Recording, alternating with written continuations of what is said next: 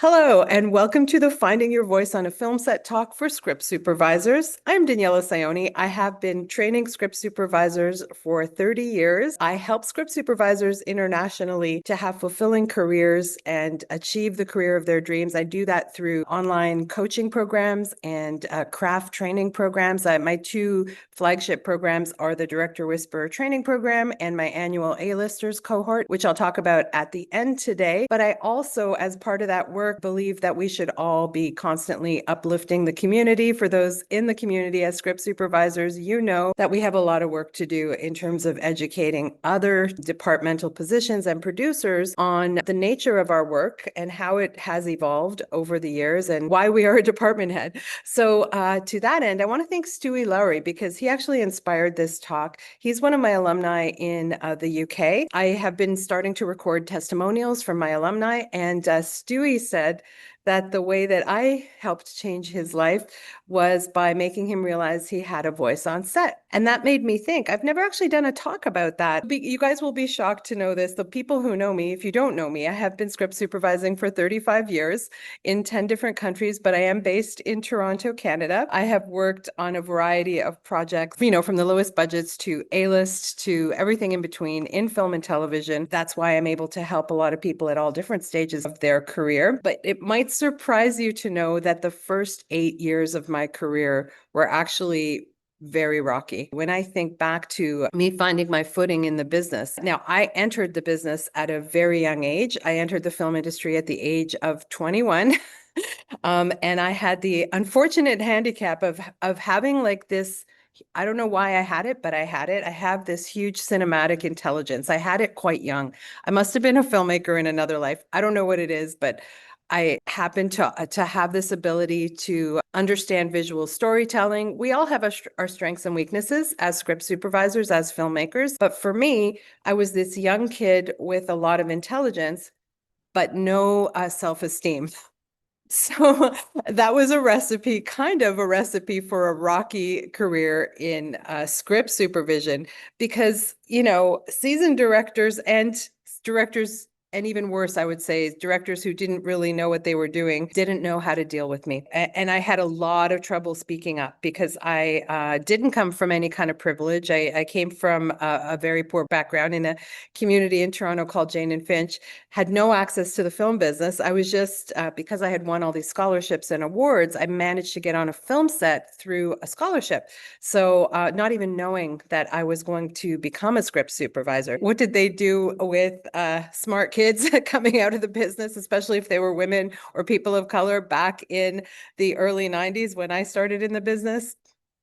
They invited us to be the script supervisor, and then they proceeded to abuse us. No, I'm joking, not joking. There is a lot of misunderstanding about what our role is, right? And they try to convince us that that's our role. So like the kind of shut up and take notes kind of attitude that some, not all, and not the best directors, but some directors sort of have towards us. I was also inspired to do this talk because I just worked with a couple of filmmakers from Brooklyn who are quite prolific. And in the interview, they said something that kind of shocked me. They said, yes, we see your resume. You've got like the resume that we look for, but we've had some really bad experiences with script supervisors with your resume. And I said, how so? They said that even the highest level sort of resume script supervisors would not speak up when there was a continuity issue. And I said, what?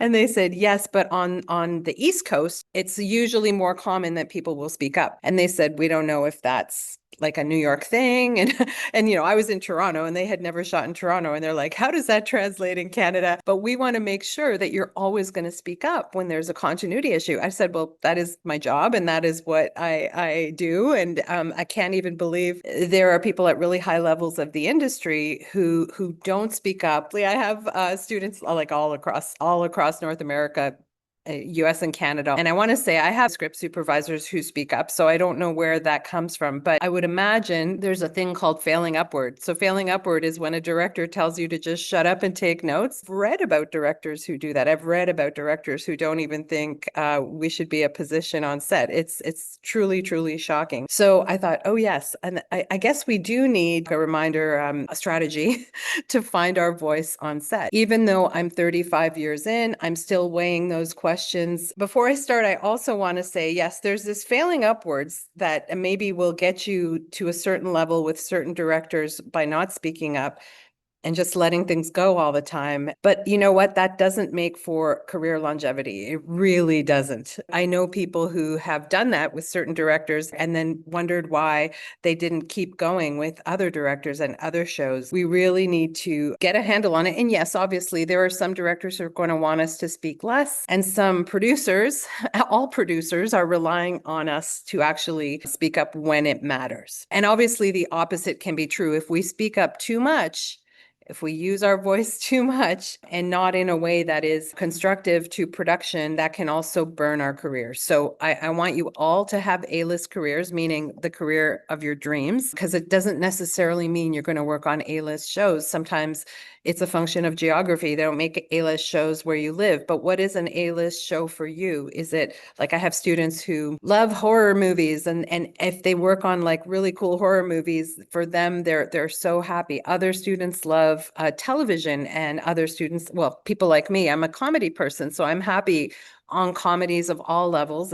I'm lucky enough to end up on A-list comedies, but I'll work on a comedy on any level. So I have a creative and business coach who said to me, actually, he just said this to me yesterday, and I thought I'd relay it to you. Confidence is the memory of success. He's quoting someone else when he says that, but I thought that is such a good definition of confidence. And confidence factors so much into this equation because, like I said, my first 8 years as a script supervisor were so rocky. It's part of the reason I started teaching people 5 years into my career. Once I started making sense of, oh, okay, this is what can help other people not go through some of the things I went through in those first few years, I started training script supervisors. So confidence is the memory of success. And I was an extreme introvert. I was a kid. I was someone who was always constantly her whole life told to know her place. All through, I did go to film school. I did get A+ in film school, but all through film school, I was told over and over again every day by my professors, women never direct. Women never. This was beaten into our heads, okay? So this is the kind of film industry I was entering in 1991. It is not the film industry of today, thankfully. But, you know, as we can see, even with people just entering, there are still a lot of people that don't know what we do. Therefore,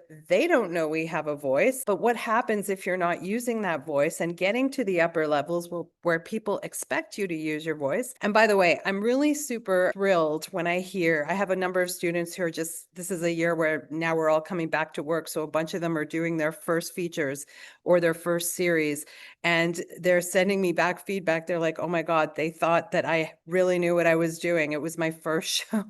And it's because a lot of confidence, the memory of success, also, it involves craft and experience, but you can get some of that with thorough training. It's a way to fill in the gaps you may have in the confidence in your craft, right? I think it's extremely important to understand your craft to the best of your ability, to feel confident that when you speak up, you have a good sense that it's for a very important reason. Like I said, I had a cinematic intelligence when I started, so that wasn't the problem for me. The problem was more understanding my role in the big picture of everything. When I started, there was not really, like I read Pat P. Miller's book, which was the book at the time, and that was my training.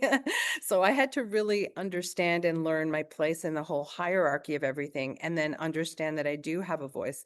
I have a video called The Confidence Factor in Script Supervision, and I tell this story, and it's a true story. It was one of my first sort of super low budget features. We had to shoot the feature in 18 days, which nowadays feels like a lot, but back then that was nothing. We were shooting on film. And I was one of the only female keys, and they did the dreaded huddle, where before a scene would start, the director, DOP, and first AD would literally huddle like a football huddle and start discussing the coverage. And I would comedically like try to hear what was going on because they didn't invite me into this huddle. And so I would try to spy so that I could understand for myself how I could help them, and then also understand how I could, because we relay information to other department heads about the continuity and the coverage. Finally, I lost it one day. One day I just spoke up and I said, how am I supposed to help you make this movie in 18 days if you're not sharing information with me? And they were shocked because I hardly spoke ever. And I spoke up out of frustration. And from that day forward, they always included me. And I said, I'm just trying to help you. Like, I'm not here for the good of my health. I am actually trying to help you not do a zillion takes because things aren't cutting together, or not, have any shots that are missing. And therefore you have to go back and reshoot. So forewarned is forearmed. I need to understand the plan so I can help you execute the plan and help you troubleshoot the plan. And they were so happy actually to have that person in the mix, because we are the only ones. I mean, obviously, DOPs and directors are visualizing the edit to some degree, but not all of them.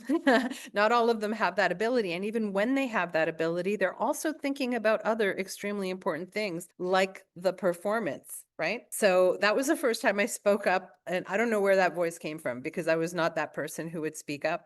And that obviously gave me confidence to do it again and again and again, until I was able to start to do it at the interview stage in prep, and so that on set I wouldn't have to have that conversation. You have to understand that you have a voice. You are a department head. I know there are some countries here where we're not considered a department head, but act as if you are a department head, because a lot of that is changing. That means you have responsibility and a voice. Right. And that voice is very important because of the function of our role in helping avoid editing issues, right? We're there to represent the editor. Imagine if the editor says, okay, go forth and represent me, and you're silent and you let things slide and just make their job so difficult. Knowing you have a voice is important. You will be treated in different ways by different crews. There are people who don't understand what we do and therefore don't invite us into the conversation. We kind of have to educate them at all stages of the process. I've heard stories of people getting fired because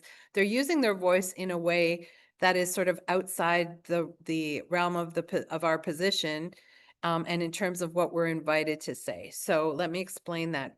There are a lot of directors who will trust us enough to ask us things like, what did you think of the performance? Or, it's not our job. Do you think I should go again? They'll ask us directorial questions because they trust us as a member of their team.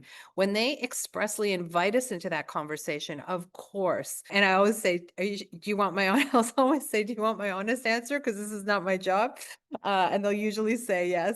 Actually, they've always said yes when I phrase it like that. Smart directors and producers know we see everything, right? You have to sort of be judicious and understand who you're speaking with in case they sort of turn it on you. But they'll ask us things that are outside the realm of our job. So we're not going to volunteer that information if we're not invited to volunteer that information, obviously. I know people who have been let go of jobs for speaking too much, and I'm not talking about continuity things, although that also annoys people when we say, the 5 different problems with that last take. That can also get in the way of the day, because we have to remember that part of the reason we technically work for the producer and not the director, technically we work for the producer and not the director, is we're there to help save money. We're there to help deliver a professional looking film on time and on budget, right? Like, we're not the AD who's directly doing that, but that falls under the purview of what we do. It's why we work for the producer and not the director. We ultimately report to the producer.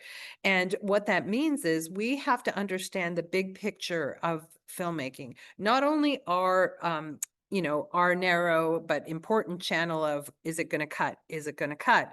Is this, and from our point of view with our work with a director, is the director's vision being upheld and is the story being told? I do consider that part of our job, but only if we're invited to understand what the director's vision is. we can't do that part of our job if they're not sharing information with us, right? That's why I called my course the Director Whisperer training program, because I learned that the more that I was serving both masters, in the sense that being able to help producers get a high quality looking movie, that the editor can cut smoothly because my notes were great, because I was fixing things on set, but also one where the director felt like they had support in achieving their vision. Dawn said it really beautifully. I interviewed Dawn Gilliam on my channel a few weeks ago, and she said, sometimes she would ask the director a question and it would spark creativity.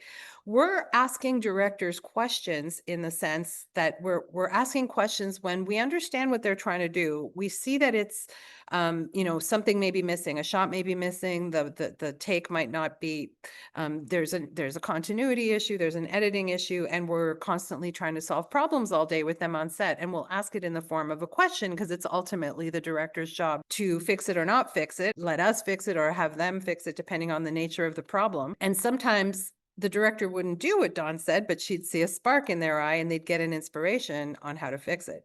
Because film is a collaborative medium. We're one of the people that has the director's ear, and is able to help solve those problems. We're problem solvers. We anticipate problems at the prep stage, assuming they've given us enough prep, and this is something that we're all collectively fighting for, is more prep, or the stopping this dissolution of prep time, but also, on set. So this behavior, this sort of relationship and behavior that leads to our voice being effective and being heard, starts at the interview stage. So that's how I weed out people that I don't feel are going to communicate with me, or if it's okay if they don't understand what I do. It's such a common issue when people don't understand what I do.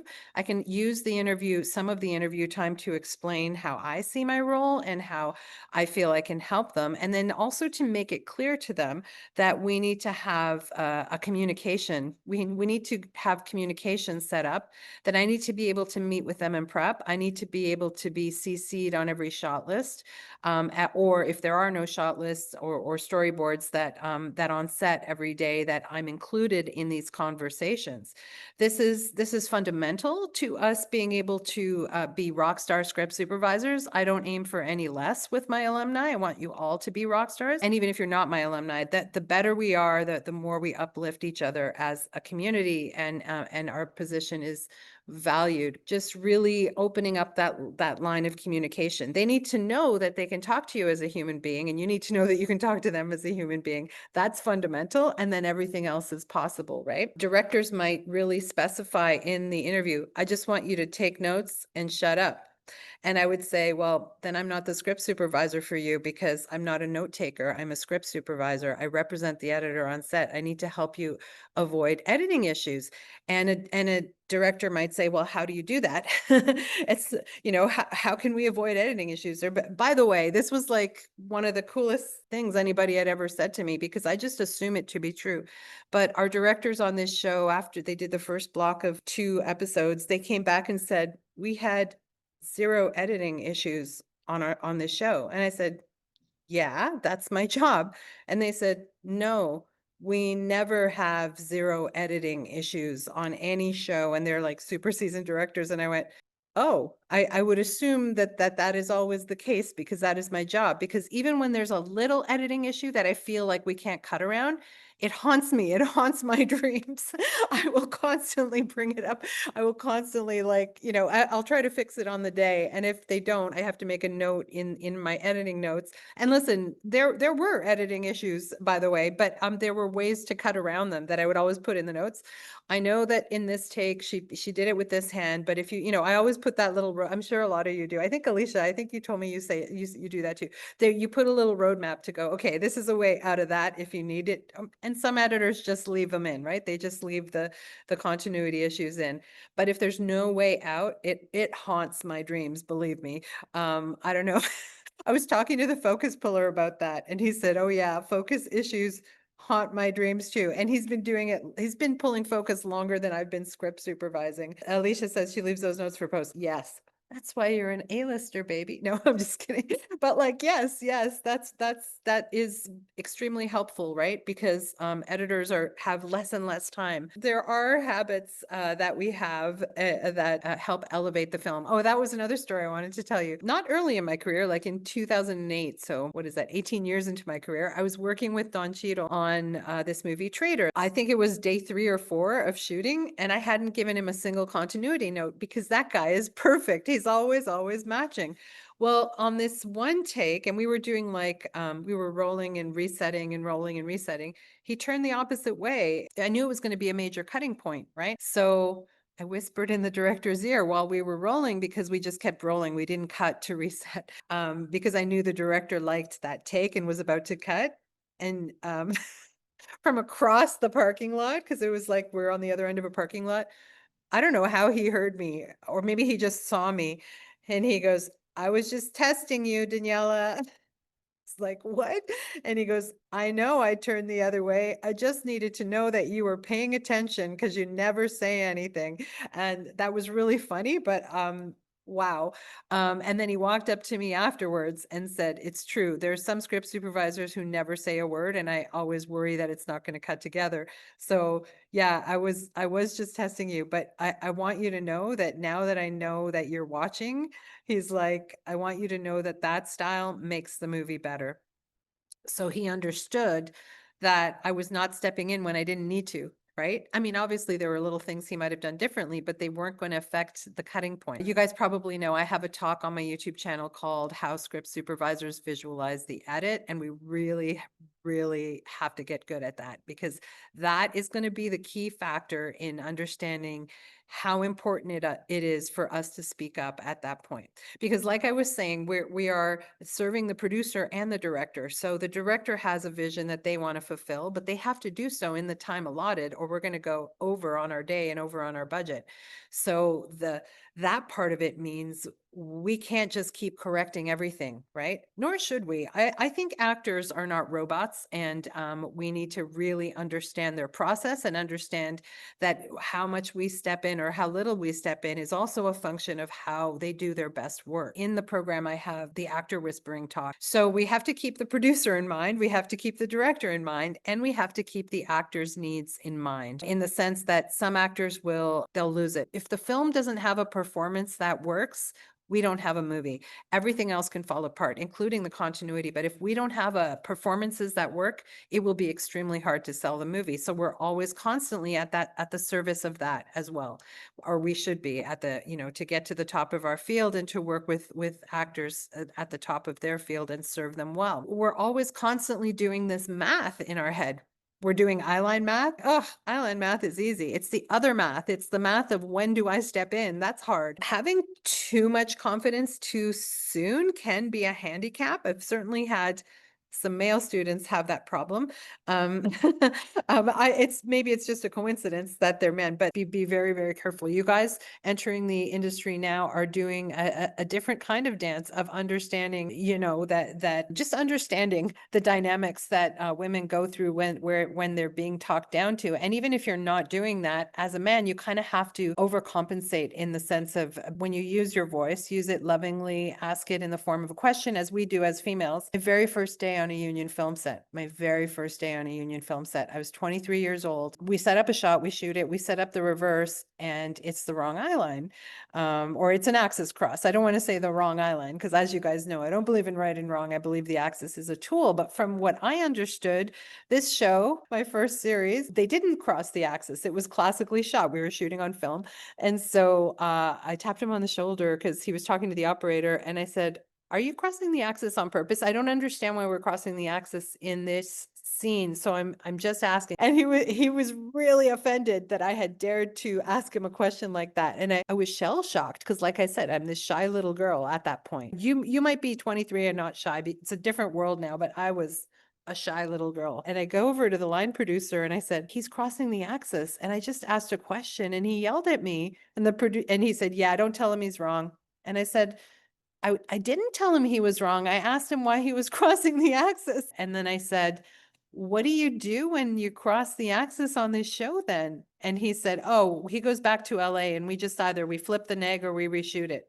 Sometimes you're dealing with, and that was my first lesson in, I'm stepping in a playground where there's lots of egos here, and we really have to also weigh that, right? So I was shot down. I did use my voice. I knew the stakes were higher on a union show shot on film. I was flummoxed. It made me so upset. And so it kind of shut me down even more for a few years. I had directors say some terrible things to me in those years, and that's when I did have that experience with the, like, hey, you got to let me into the huddle, you got to share information. Things started to get better. Standing up for yourself in a way that's not aggressive, although it was the most aggressive I'd ever been, but it wasn't aggressive. It was like, hey, I'm just telling you, I'm stating my needs here. And then when I learned to do that in prep and in the interview and not on set, things got so much better, because then you don't have to have those conversations on set. You've already had them. Don't let them beat you down. Know that you have a voice. Even if you get behavior like that from one director, don't let that carry over into your next project and your next project. It's going to hurt the person that wants you to speak up later on, that wants to have a successful edit and say, oh my God, that person blew my mind. I want him or her back on my show. I want you all to be in-demand script supervisors, especially my director whispers, because I just love what's been happening. I love getting the feedback. I just love knowing that I've given you wings to fly. So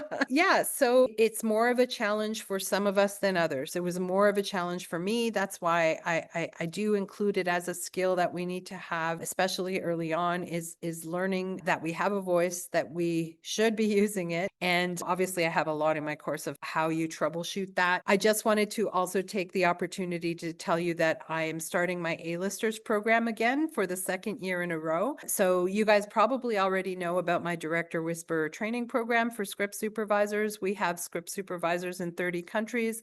Over the past 30 years, I've taught 1,000 script supervisors, many of who went on to have incredible careers. Many of them just took it because they became producers or they became directors. But I have helped a lot of people get to the career that they love. So and that program is especially for people in their first 10 years. I designed it that way because I was very lucky to get to the A-list within my first 10 years, but only because I kind of had these big wake-up calls along the way. And because I had already been teaching, I was starting to help other people and go, okay, we need to do this. Because like I could have been drifting in a sea of mediocre film production for decades if I hadn't sort of woken up and seen what was happening around me, to our profession, to like people's expectations of me. People would say one thing like shut up and take note, but if I did not say anything, it would come back on me. So you have to learn how to filter out the noise and how to also strategize to have the career of your dreams. So Director Whisper, I believe that there are like different breakthrough levels in a career, and I hope that you get to the third breakthrough level, which is getting to A-list shows by the time you're at the 10-year mark. And that's my goal with Director Whisperer, giving you the craft and strategy and career training. But A-listers is a different program. It's all coaching. People have asked me the difference is Director Whisperer is all craft training and it's international in scope, because I hope that all of you get to work internationally as I have. That has been a survival strategy for me over the years, but also a joy because I happen to love travel. The A-listers program came about last year because what I started to find for script supervisors at any level, whatever level. So for me, the breakthrough levels are number one, getting that first feature or long form project, feature or TV series. That's a first level of breakthrough. If you're still in the phase where you're doing shorts, I strongly believe with the Director Whisper program, I can help you get to that first feature milestone. The next milestone in countries that have unions is getting in the union. And the equivalent for countries that don't have unions is getting work on, studio level, network level programs, because that's what unions do in North America, that are more decently paid. That's the second level of breakthrough in a career. And these are important milestones that we all have to pass through. Then the next one, when you're in a union or when you're working regularly on big shows, is getting to the A-list. And like I said, not 100% of us are going to get to the actual A-list where we're working on actual, top 10 shows, top 10 features with A-list directors and A-list stars. Like I said, I was able to get there. And how I got there was through choices I made about the projects I worked on, which is something I talk a lot about in both programs. That's the third level. And so I believe Director Whisperer serves people in those first three levels, but I have students in higher levels than that. So meaning the next phase of breakthrough for many people is transitioning to director directing, producing, and others. For me, I'm a writer. So helping people transition to their directing career, producing career, writing career, or something else sort of high level in the business. Many of us do that. Not all of us want to do that. That fourth level of breakthrough is not necessarily something that is your goal, and that's totally fair. One of my best students of all time said to me the day she started, I want to be a script supervisor for life. And she still is. I'm going to probably help her with the fifth level of breakthrough, which is retiring gracefully, because we have a lot of burnout in our profession, and and it's really hard. The A-listers can address all levels of breakthrough, but it's really for people in the A-list. Ideally, it's for people in the A-list moving up to director, producer, or retiring gracefully. It's all coaching and mindset, because at that level, it's no longer about craft. You guys should know what you're doing if you're already a union member and hitting the kinds of projects that you enjoy doing. Maybe you're not at the A-list yet. I can really, really help you in that zone. But yeah, definitely I've helped people in all the other zones too. I'm free interviewing for A-listers if anyone's interested in that. It's a 1-year program. We have 5 weeks of weekly coaching, and then we have a monthly coaching call. I don't take any more than 20 people around the world, and 3 private sessions with me. I had to tell you that because I have to keep announcing that whenever I can, because not a lot of people know about it. Okay, everyone, have a wonderful day wherever you may be.